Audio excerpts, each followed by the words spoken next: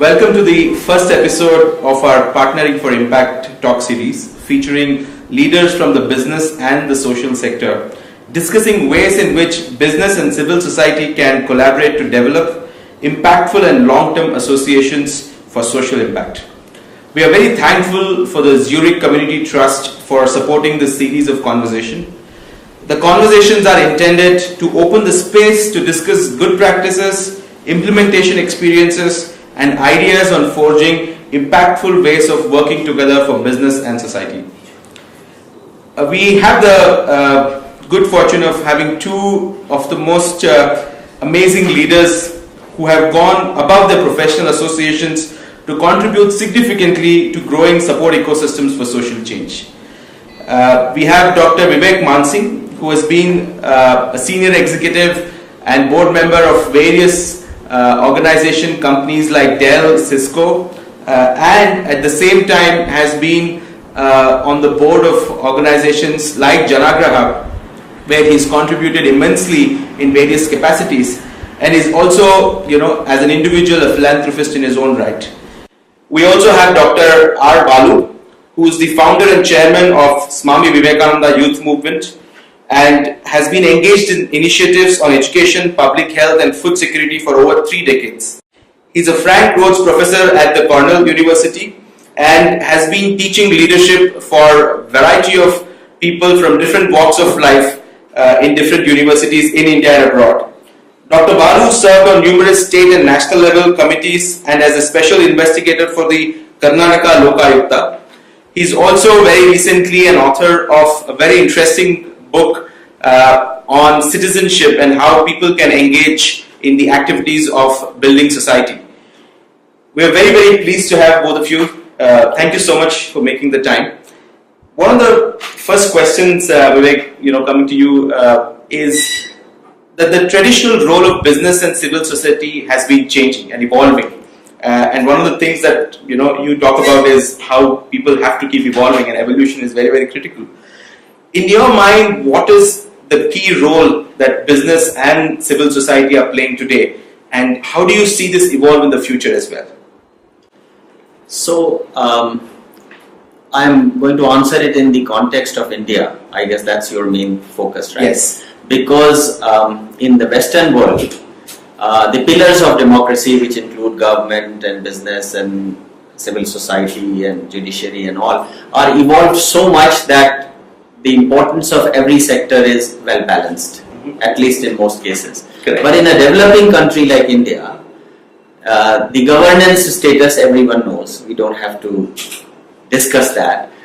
Given that government is weak and is in the form that it is, the role of other institutions becomes much, much more critical, maybe 100 times more critical than in some Western countries. So the role of businesses, the role of civil society, the role of non-profits, etc.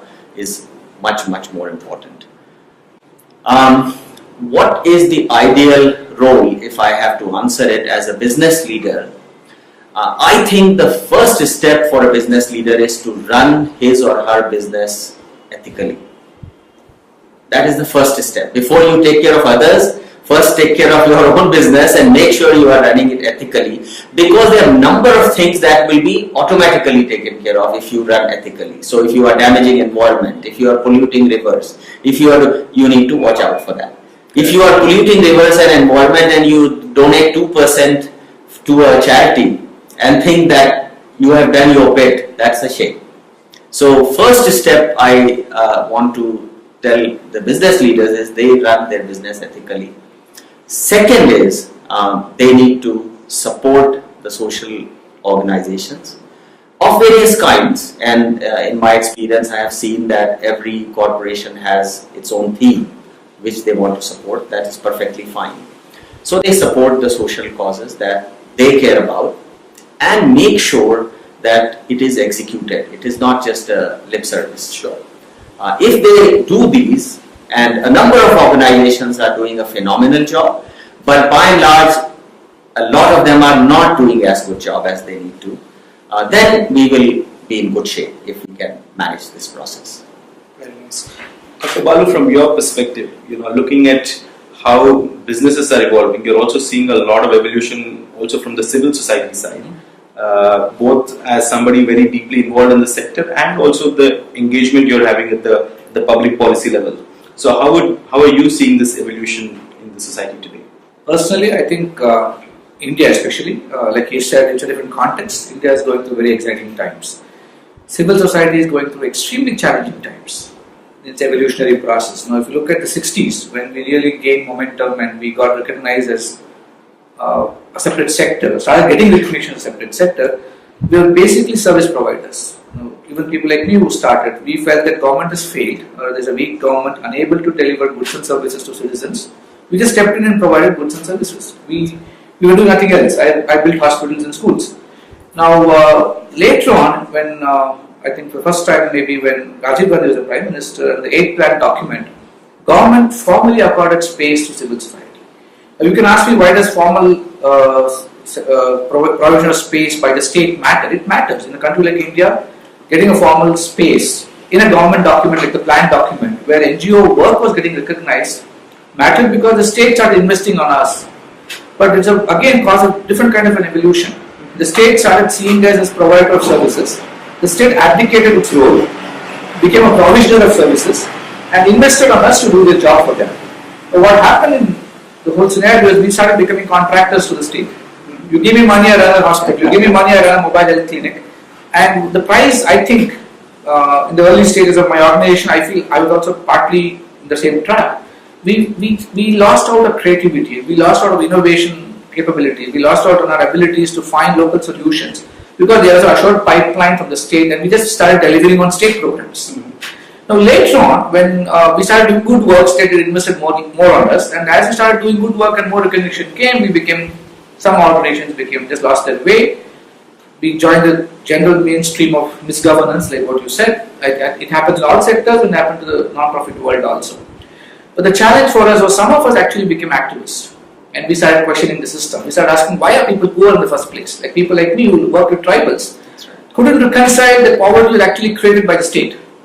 And then you have state-led poverty alleviation programs. So when this sort of made us feel angry, confused, frustrated, we started questioning the state. We started taking on anti-establishment roles. We started fighting the state. I went to the courts. I went to the Human Rights Commission and stuff like that. So state started now seeing us in a different role. We matured. We started taking on different roles. And some of us also got co-opted into the state. Like that's how, when you introduced me, you said members of many committees. I'm not so sure it's a plus or a minus now. Because the state sort of borrows your skill and competence, but also co-opts you. And in a sense, maybe intellectually corrupts you. I don't know. I'm still finding my space now. And some of us get into bodies like the Lokayukta, which become watchdogs of government. So our roles have transitioned from just being a service provider to being a provisioner to being a watchdog to being an activist. I think finally now at the stage, at least my life, I believe that these lines are getting easier now, getting very dim. Along in the same environment, a lot of other things have matured and changed. And I think the corporates have changed. 20 years ago, I would have possibly painted all the corporates the same brush. Now I recognize that my brush was wrong. And I was not the one to be judging.